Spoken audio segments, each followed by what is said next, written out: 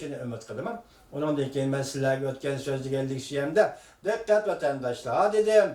Afganistan meselesi doğrusu da Moskova'da Rusya, Amerika ve Cumhur 3 devlet koşumça 4. Talibanlar jığına açılıptı. Bu münasebetler keyin Uygur'dan takdiriga qandaq ta'sir görüstüdü dep sual koygan edi vatandaş. Esimlerde bolsun ben şunda sual koygan edim. Hazır endi demek bugün Asiya doğrusudaki sözlülükler yok kurdu sözüldüm. Afganistan meselesi bu Asiya meselesi. Afganistan'da oruçta ahırlaştırış, teyişikli iş kaşırış, kaşıdığın bolsa. O yani Uygurlar qandaq ta'sir görüstüdü degan meseleden başka.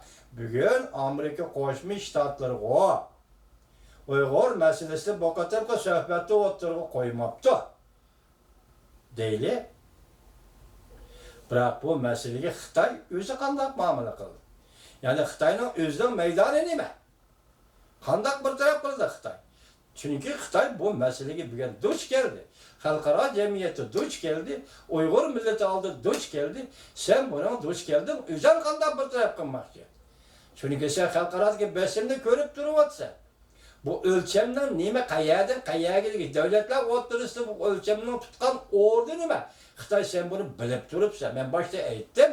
Bugun eng asosligi Prezident Trumpning sobiq maslahatchisi Steve Bannonning so'zi bilan yoki hozirgi dunyoning eng jarangli, eng aktiv faoliyatchan odami Steve Bannonning so'zi bilan aytganda Cumhur Partiyasini parçalash degan mushu so'z o'ttirg'i chiqqan ekan. Bu masalalar mayli Tibet meselesi, mayli Uyg'ur meselesi olsun, zaten qanday o'rin tutadi.